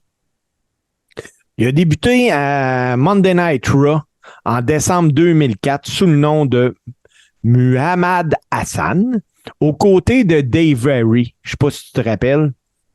Ah ben oui. Écoute, puis Dave Very qui était un peu son spokesperson. Puis moi, je me souviens que Dave Very, quand il luttait dans le indie avant d'arriver, lui, moi, ça me fascinait parce que son finishing move, c'était le Magic Carpet Ride. Il faisait un splash avec un tapis. Ouais. Moi, je trouvais ça très drôle. Eux autres, le duo arabo-américain, là, ça mettait en scène deux jeunes adultes contrariés par les stéréotypes négatifs puis la discrimination dont sont victimes leurs compatriotes arabes américains depuis le 11 septembre 2001. C'était une période sensible aux États-Unis, mais non, c'était une période sensible non seulement aux États-Unis, mais dans le monde entier. Puis le tandem s'attirait immédiatement les foudres de la foule là, parce qu'en deux vrais bons wheels, eux autres arrivaient, là, puis ils laissaient personne indifférent. Hey, il y a même les autres workers Hill les haïssaient, là. Tu sais, ils étaient vraiment tout seuls, là. Oui, ils étaient tout seuls dans leur univers, mais c'est 2 heures du micro. Oui, puis le succès a été immédiat là, pour la WWF, puis Muhammad Hassan, puis son gérant, parce qu'ils sont devenus la pierre angulaire de Raw. Ben, là, je te parle de deux jeunes, là, deux gars âgés dans la vingtaine, là, novices, bien raides, puis ont su provoquer une nation complète en se sentant constamment menacés par le Moyen-Orient. Là. Tu sais, moi, Steve, je sais que tu vas venir par en parler, mais ils ont affronté une équipe, ces gars-là. On va en parler. Ah, écoute, c'est le moment le plus mémorable de leur carrière. On va en parler. Tu sais, en regardant, eux autres, là, leur entrée, là, tu sais, t'avais Dave Very, là, qui, lui, il était là dans son jargon incompréhensible, là. Puis t'avais Muhammad Hassan qui, lui, là, se mettait à genoux avec les bras dans les airs, puis écoute, ça contrariait les fans, là. Ça contrariait même le monde à la maison. Tu sais, je pense pas qu'il y a eu une chaleur comparable à la chaleur anti-américaine en WWE, là. Ah non, ça, c'est rien de... Il y a rien... Tu veux de la heat à WWE, tout ce qui est anti-américain, ça pogne. Oui. Puis, ils ont continué sur leur lancée en début d'année 2005, puis ils ont même fait une apparition au Showcase des Immortels. Hérité de ne pas être inscrit sur la carte de WrestleMania, Muhammad Hassan puis Dave Very ont interrompu Eugene qui s'amusait comme un fou dans le ring. Après la Ouais, promo... Eugene, qu'on a rencontré, Steve. Ben oui. Il est dans notre sol d'église dans Schlaga. Sympathique gaillard. Puis après une promo d'Assam puis Dave Ree, ils ont battu Eugene. Puis c'est là que l'Américain typique, l'héros d'un peuple, Hulk Hogan, il apparaît pour sauver la situation. Puis ça sera le seul moment de WrestleMania pour Mohamed Hassan. Lui qui aurait dû être le premier d'une longue série. Mais quel moment, Steve, quand même. Oui, tu te fais péter, mais tu te fais péter par Hulk Hogan à WrestleMania. Oui. Je paierais pour que ça m'arrive. Hey, en l'espace de quelques mois, là, Mohamed Hassan a atteint le sommet de la carte, puis il a été avec Hulk Hogan dans le ring à WrestleMania. Lui et son gérant se sont même battus à Backlash. Le 1er mai 2005 contre Hulk Hogan puis Shawn Michaels. Hey, il y avait... Oui, tout à fait. On n'aurait jamais cru qu'une équipe comme ça pouvait exister. Quand j'ai tombé là-dessus, JC, cette nouvelle-là, que je me rappelais pas du combat entre Hogan puis Michaels contre Hassan, je suis retourné le voir. Puis il y a un fan dans la foule qui a une pancarte, puis c'est marqué « Mohamed, t'as volé mon chameau ».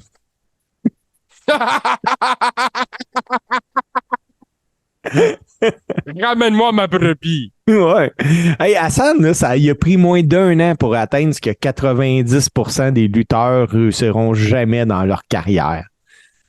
La première controverse avec Hassan est arrivée le 7 juillet 2005 pendant SmackDown. Pour l'occasion, Dave Ree il était opposé à l'Undertaker. L'Undertaker, il a battu Dave Ree à plate couture, mais Hassan est venu devant son gérant, puis il s'est mis à prier. Puis il y a 5 gars masqués qui sont arrivés, puis qui ont battu l'Undertaker. La scène s'est terminée par Hassan, qui applique le camel clutch d'Undertaker, tandis que les sympathisants masqués s'agenouillent devant lui pour prier. Le problème, là, JC, vraiment, là, c'est pas réellement dans ce que je viens de te décrire. Mais je te rappelle que SmackDown à l'époque... C'est une époque trouble. Ouais, mais c'est pire que ça, Gabin, ça. Là, je te remets ça en scène. T'as Mohamed Hassan, qui est l'arabe méchant, puis tout ça, qui fait le camel clutch, l'Undertaker dans le show, puis ah ouais, let's go. American Badass. Le coupe-gorge, tout ce que tu veux. SmackDown est préenregistré. Le problème est arrivé à des millions de kilomètres de là. Parce que le jour de la diffusion de ce SmackDown-là, a eu lieu un attentat terroriste à Londres où 52 innocents ont perdu la vie. Ouais, c'était dans le métro de Londres, je me souviens bien. Là. Ouais. C'est arrivé environ 1 heure avant la diffusion de SmackDown. On avait un Arabe qui faisait le coupe-gorge puis le camel clutch, l'Undertaker, pendant qu'en temps réel, à Londres, 52 personnes perdaient la vie. UPN, le réseau qui diffusait SmackDown, ne voulait pas que le personnage d'Hassan apparaisse sur leur chaîne. La chaîne a refusé de céder, puis ça a forcé la main à la WWE de mettre fin à la gimmick de Mohamed Hassan.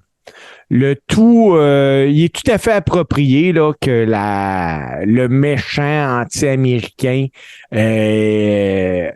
sa fin a été mise en scène lors du Great American Bash, lorsqu'il a été projeté en powerbomb au travers de la scène en béton, après avoir subi une défaite face à l'Undertaker.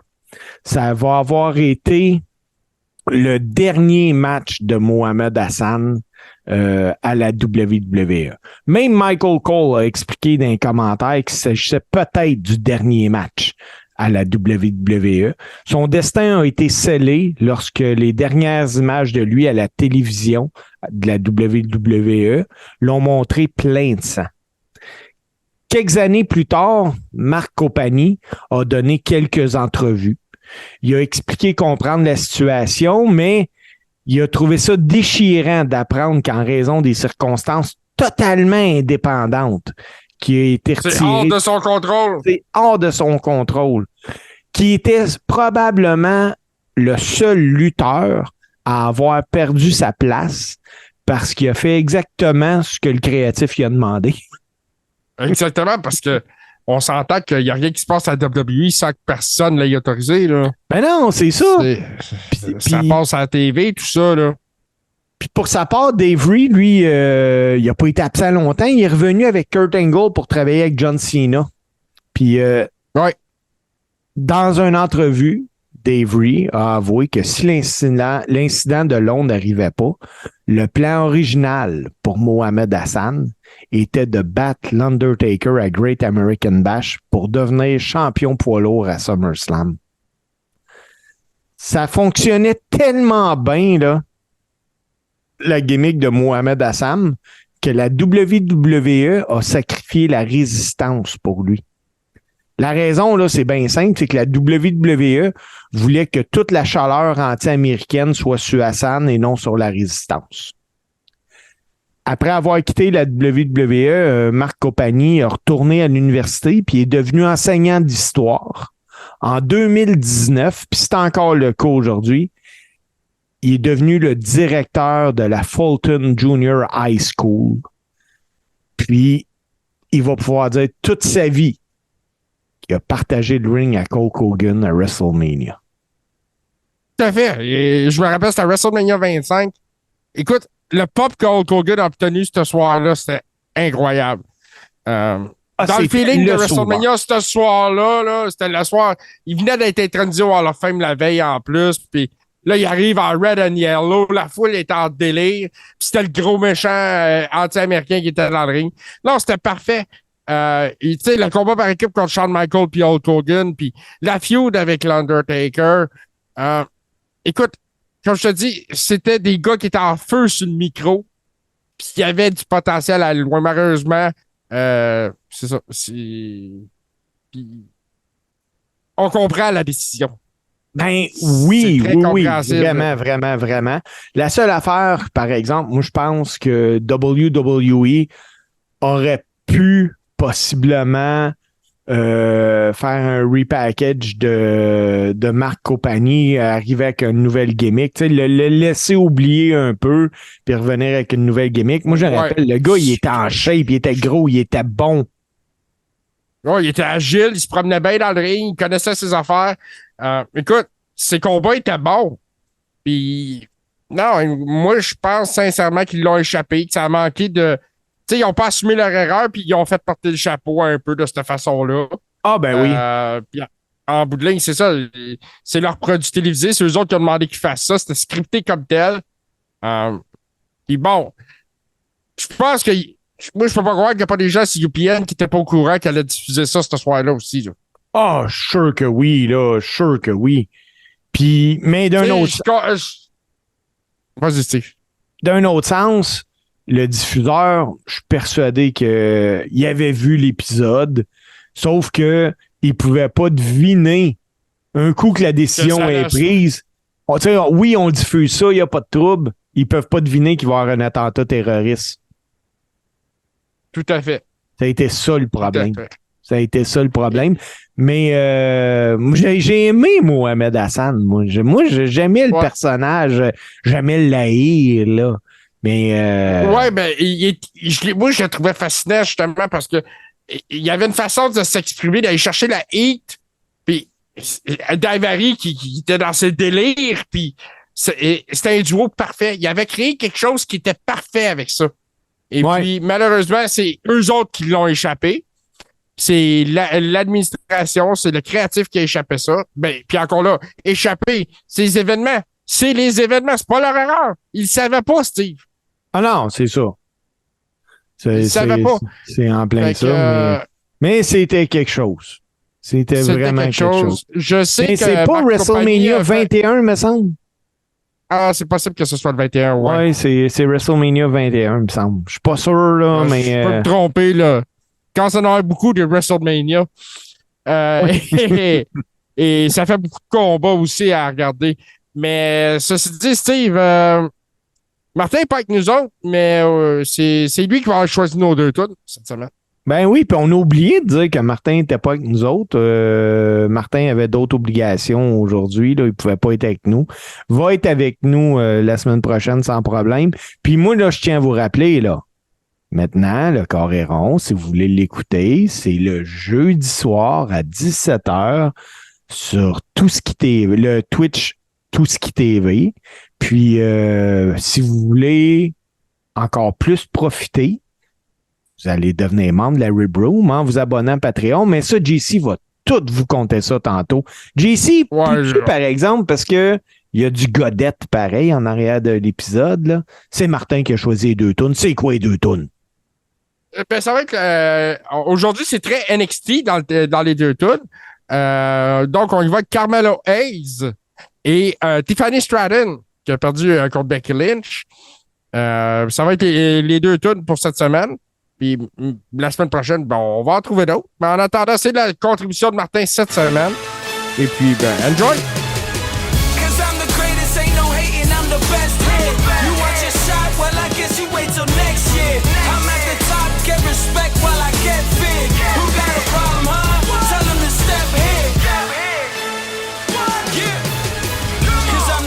No arguing or debating.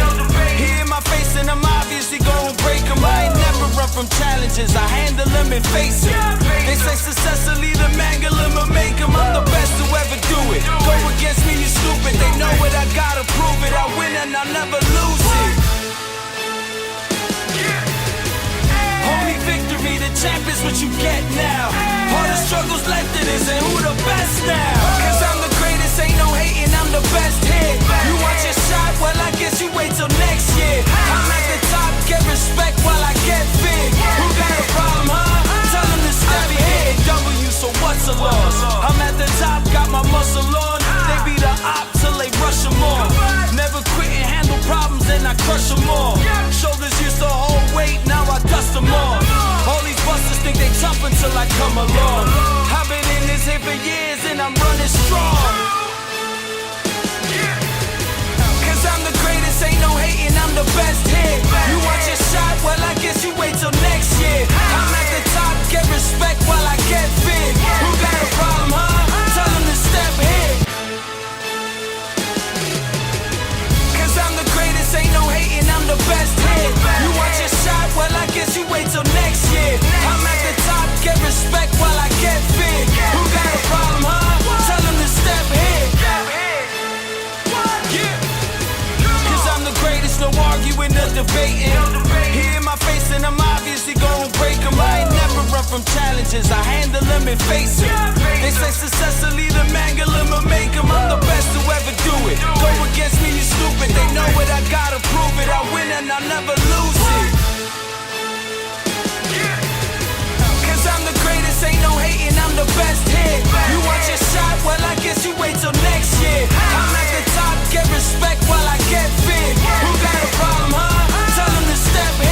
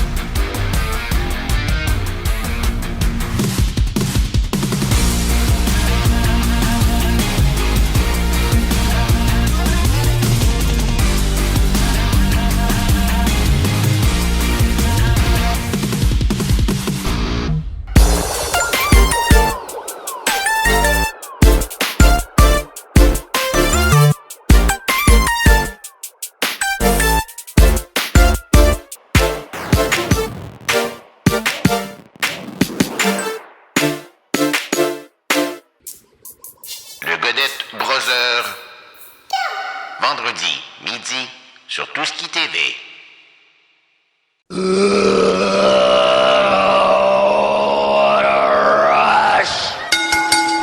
Donc, mon chum JC, mon chum JC, t'as-tu une grosse fin de semaine qui s'en vient?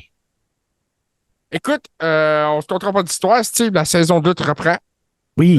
Ça a commencé depuis quelques jours déjà. Ça parle beaucoup sur les réseaux sociaux. En fin de semaine, c'est le début de la saison promotion JR. OK. J'ai hâte de donner le coup d'envoi. Ça fait 2-3 semaines que je suis off, puis ça va me faire du bien. Je n'aurai pas été mérité, mais j'ai hâte de participer à des événements de lutte. Naturellement aussi, à venir, toi et moi, on va se croiser beaucoup parce qu'on a un horaire de fou avec la BCW. Hey, il y a vraiment le vent des voiles, hein, la fédération.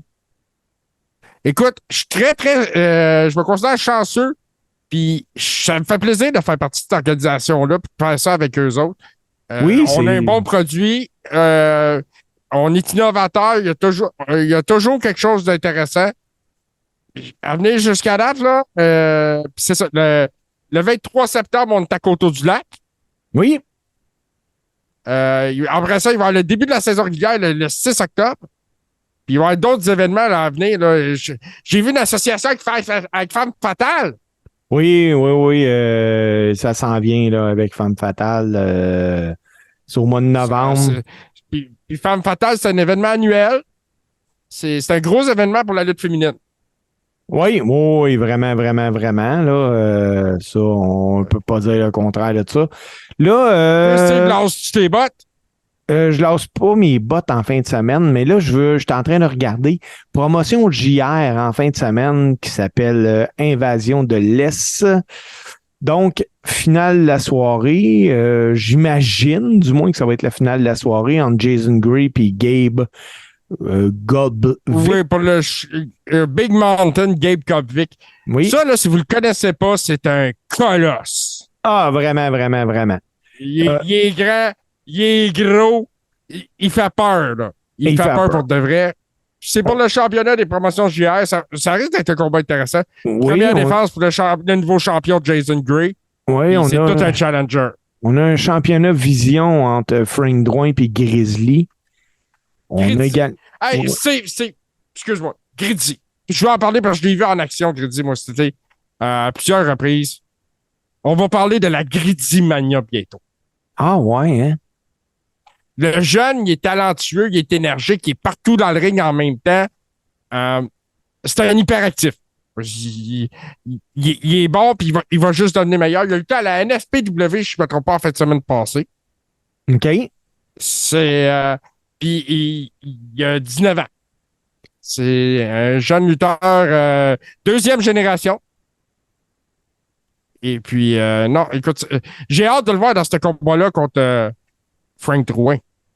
On a le championnat par équipe des promotions JR qui va être défendu, alors que Game On, les champions, équipe composée de Big Fat Seb et Vincent Kidman, vont affronter la Mafia du Nord. On a également... c'est encore là, si tu me permets une petite seconde. C'est Game On, c'est une équipe qui fusionnelle. Ces gars-là travaillent bien dans le ring. Puis la Mafia du Nord, là, pour les gens qui ne savent pas, il y a Million Dollar Fred là-dedans. Puis Million Dollar Fred, là, c'est un trésor de la lutte au Québec. Peu de gens savent ça. Million Dollar Fred a été l'entraîneur de lutte, le vrai entraîneur de lutte de Sami Zayn. Ah, tout à fait. Moi, je pense qu'il n'y a pas le mérite qui revient. Mais c'est quelqu'un qui est très humble. Ah, ben oui. Dans le ring, si vous avez la chance de voir Million Dollar Fred ou peu importe sur lequel autre de ces noms qui peut se présenter, allez-y. C'est un trésor de la lutte du Québec. On a également un combat en simple qui oppose MTH à Jake Tyler. Il va y avoir également, ça va être intéressant à suivre, un combat par équipe entre Deadline et les Glorieux, équipe composée de Joe Roy et de Ice. Un combat triple menace qui oppose Blazer, Alexia et Kevin Gray. Donc, c'est ça, mon une grosse carte. Oui, c'est une grosse carte. Je cherche regarder... NSPW, je pense que la NSPW est aussi en action en fin de semaine. Donc, je vais aller voir rapidement si la NSPW... Mais pendant que tu fais des recherches sur la NSPW, j'aimerais ça que tu dises un mot sur la NSPW. Oui, Parce que le 7 octobre, la NSPW présente un événement où il va y avoir le lutteur Kenta. Oui. Et ça aussi, c'est un autre trésor de la lutte internationale. C'est tout un lutteur. Puis si vous avez la chance, vous êtes dans le coin de Québec, vous pouvez aller voir la NSPW. Allez-y. Ne manquez pas l'occasion d'aller voir ce gars-là à l'œuvre contre Travis Toxic. Oui, puis c'est vraiment quelque chose à voir. On a justement un début de saison à NSPW ce samedi à 20h au Centre Horizon. Sur la carte, Keith Alexander tente de gagner le titre face au champion Rogan. En plus de ça, on a Chris Andrew qui est là, Golden Greg, Sean Martel, les champions par équipe Dylan Donovan puis Matt Spackle. On va avoir Precious Sasha Vino, Stephen Sullivan, les poids plumes Robbie Hennessy puis Cédric O'Connor qui vont être également du programme. Là. C'est un gros début de saison explosif comme on les aime à la NSPW. Donc, Generation Next pour le gala de début de saison 2023 de la lutte NSPW. Là, on peut dire officiellement qu'on achève de l'épisode du Coréron. Mais JC, c'est quelqu'un là qui nous écoute puis qui nous découvre puis qui fait « Wow, vous êtes bien bon ». On est disponible où, le Coréron? Ben, on est disponible sur les réseaux sociaux, mais de préférence, on préfère le réseau social qui se nomme maintenant X, anciennement connu sous le nom de Twitter. Vous pouvez nous trouver sur le nom Carré Old School. Naturellement, vous pouvez nous suivre, moi, Steve et Martin, sur Twitter et différentes plateformes, sauf Martin qu'on ne peut pas trouver sur Facebook. Allez savoir pourquoi.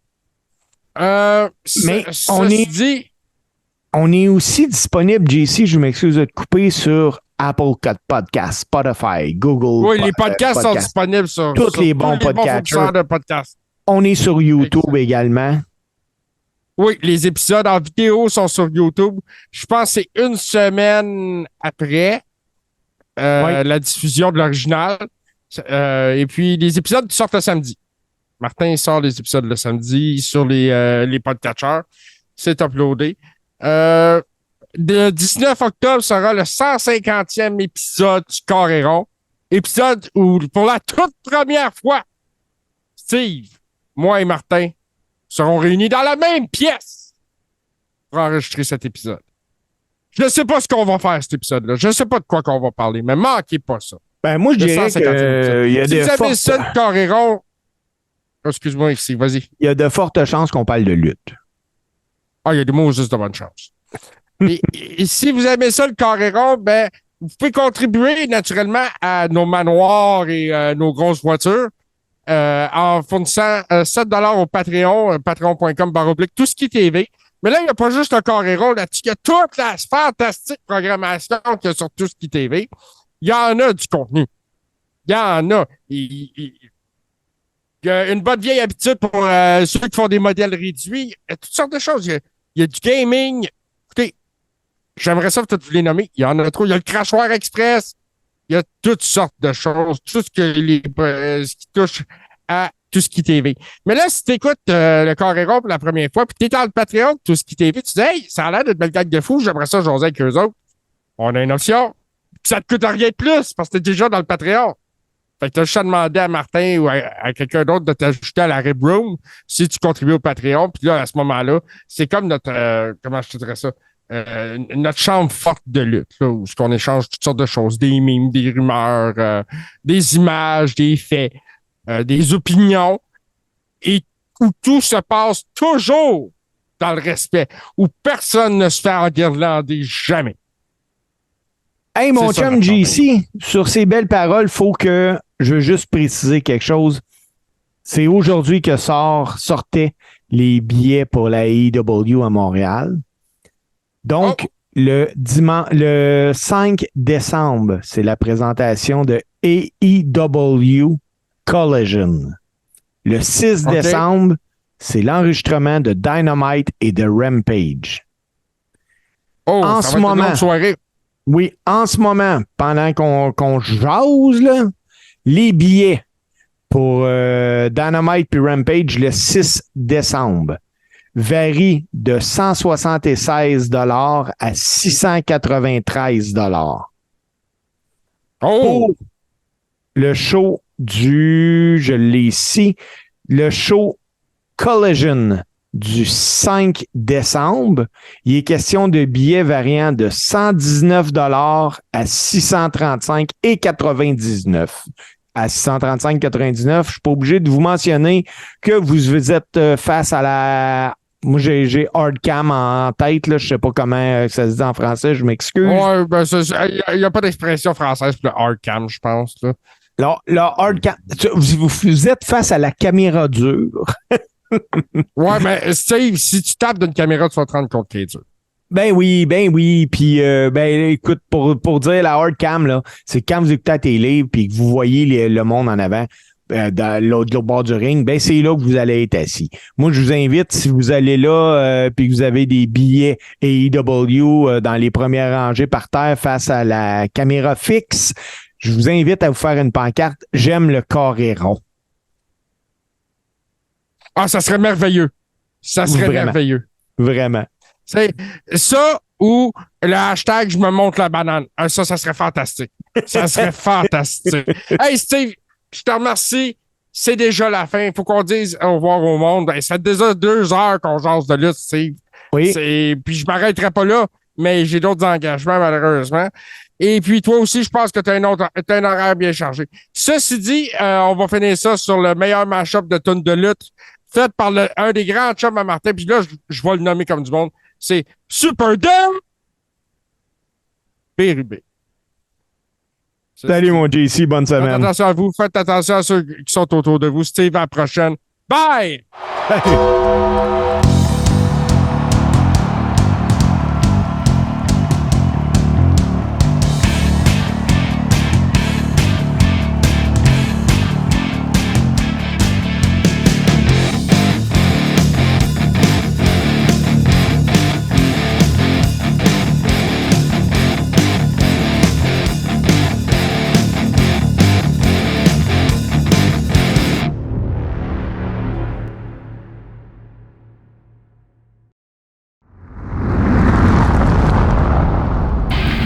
Tout ce qui explore, tout ce qui ose, tout ce qui décoiffe, tout ce qui surprend, tout ce qui te reste à faire, c'est de t'abonner.